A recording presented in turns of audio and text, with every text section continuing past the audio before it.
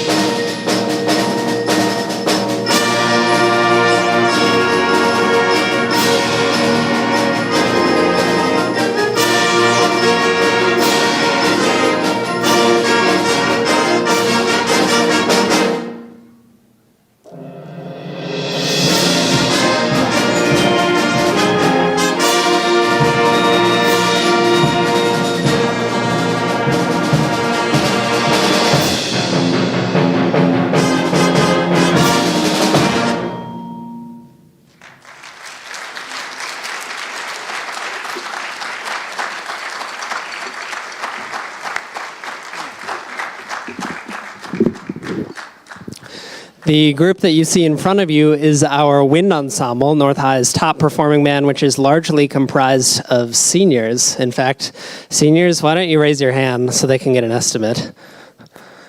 The ensemble is like 70, 80% seniors. So what you just heard was Richard Saucedo's Fanfare for the Third Planet, which is a perfect and grandiose opening to the second half of our concert. However, we are going to go in a bit of a darker direction with our next piece. The Heart of Madness by Mark Lortz is another programmatic work which is based off 3 short poems by Edgar Allan Poe, one of America's most famous authors and perhaps the most famous Gothic writer of our lifetimes. So as such, there are 3 sections, one for each poem it is based off of. The first is The Bells, based off Poe's poem of the same name, about the chiming of several different types of bells. First are the ethereal silver bells, followed by a joyous section of wedding bells. And this is followed by the darker and more dramatic alarm bells, and finally iron funeral bells.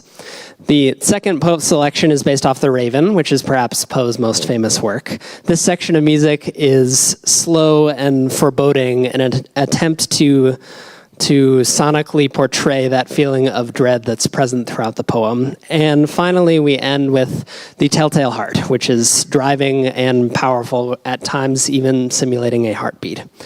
Featuring solos by Hannah Hoberg and Emma Lobbs. Please enjoy Mark Lortz's The Heart of Madness.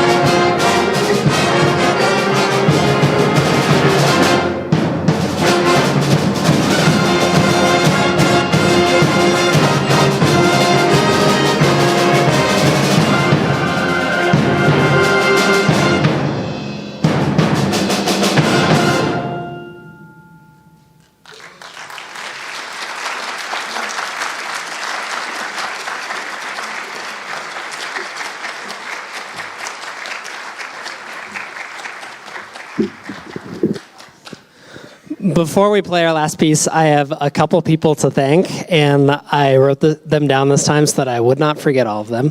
So first off, thanks to my music colleagues, Catherine Lofi and Jacob Puccio. Without their support of me, as well as the students who see up here, these concerts would not be even remotely possible. So thank you to them. Thank you so much.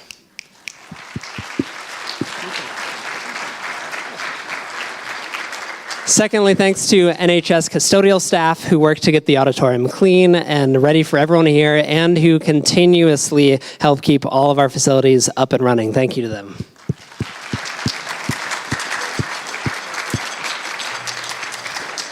Also thanks to NHS administration who show their support to all the music programs here through professional support, funding, and lots of other behind-the-scenes work that often goes unnoticed. So thanks to them.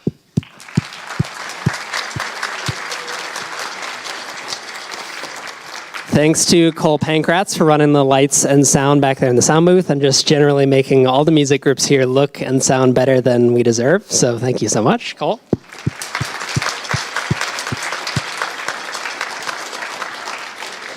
Thanks to the NHS Band Parents Org, who offer both the students and I support through volunteering for events and fundraising throughout the school year. If you were here early, then you caught part of their meeting. So thank you to those NHS band parents.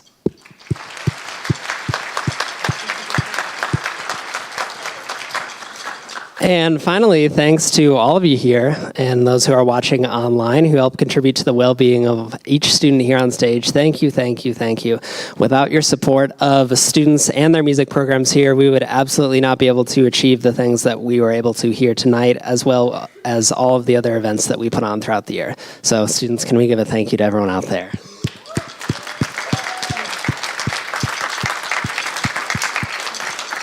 Okay.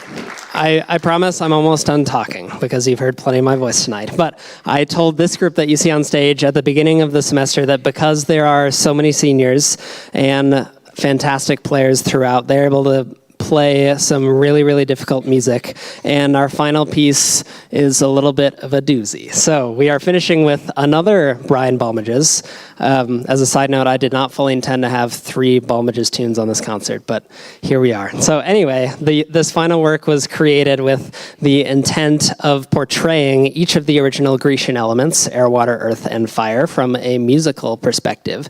Each one, I would say, very effectively portrays that element that it is associated with, and maybe my favorite part of the entire piece is that at multiple points throughout the semester I've heard students saying which one they like the best, and every single one is different. I'll hear one day that water's the best, and then earth, and then air, and so on and so on. But I will say that for low brass, I feel that the consensus favorite is fire, and that's a lot of people. You will see why. So, without further, one more thing. So this is a 4-movement work, meaning there will be breaks, like silences in between each movement. As is tradition in concert band, I'll ask that you all as the audience hold any applause until the end of the last movement, fire. So again, there will be 3 breaks of silence between the movements, and please hold any applause until the end. Okay, so are we ready? Maybe. Okay, here we go. Thank you all for coming, and here is Brian Balmage's Elements.